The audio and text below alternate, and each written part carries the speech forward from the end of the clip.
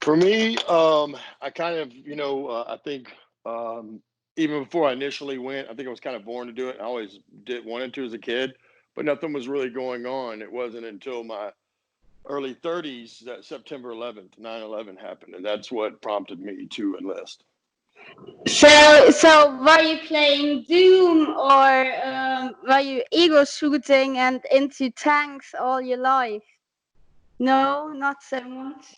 Oh yeah, no, I'm all outdoor stuff. I've been a hunter and a fisherman, but I also played army as a kid. I mean, I had a World War II K-pot helmet, and I had a top, I had a canteen, and so I was always into kind of the military type of thing.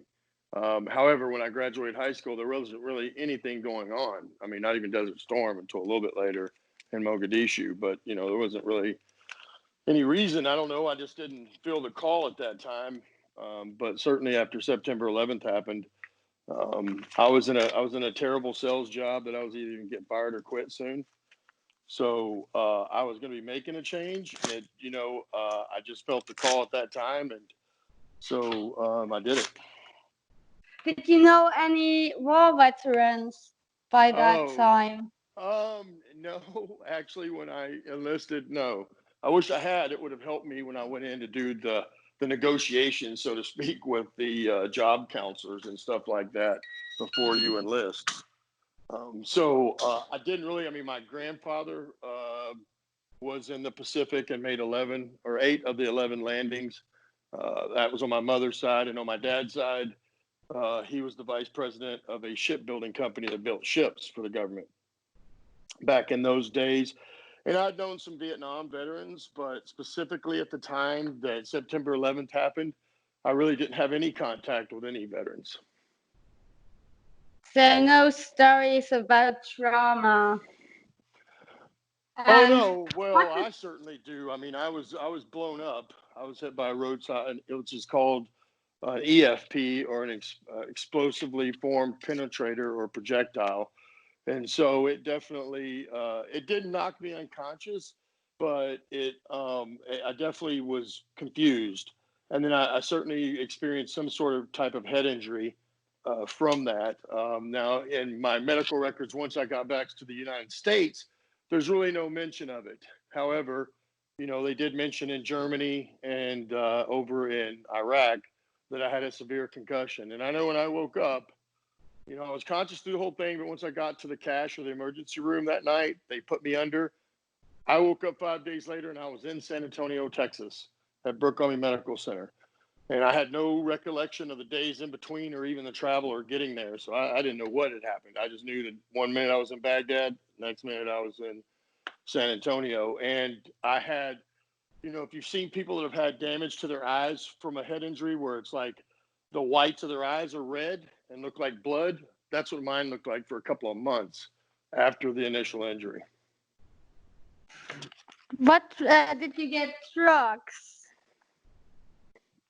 I'm sorry, Did say you that. get? Did they give you lots of opioids and painkillers for that? Yes, yeah, yeah. So I had 22% third degree total surface body surface burns, and then I was missing a large portion of my rear end, and of course, and I had a severe concussion. So initially, when I was in I spent a month and a week in the burn ICU, and I can't express to you the amount of medication they gave me, and because it didn't matter at that point. I'm sure it helped, but it didn't seem like it to me. It didn't matter how much they gave me. I was still in a whole lot of pain. And then that for the next year, I basically had a small pharmacy at my house. And until I finally quit cold turkey, or then, I couldn't quit cold turkey. I tried that in the beginning and found out that doesn't work. But I literally had to take myself off the pain meds, which started about a year after the initial injury. Well, I had a burn accident and I was on the self-regulator and I got really high before the pain went away and it was horrible. Oh yeah, Uh, yeah, it is. Being burned in any part, even a little burn, hurts. You know what I mean? It's just the way it goes. And the bigger, of course, the worse it is.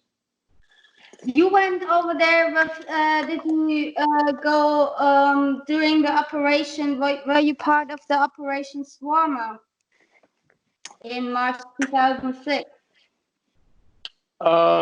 No.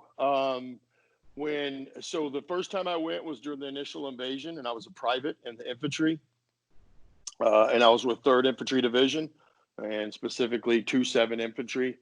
And I spent 8 months in Iraq during that initial invasion. Went all the way from Kuwait to Baghdad and back a couple of times, and then I came back home, and then I went to selection to become a Green Beret. And once I went through selection and got selected, it took me 2 years to get through the course. So when I went back for my second trip was in August, mid-August of 2006. And then when I got injured was December 22nd of 06. And literally that was right before the big push when, General Petraeus came in with 101st. That started in January of 2007. And by then I was already in the burn unit. You were junior communication surgeons. Yes, that's correct.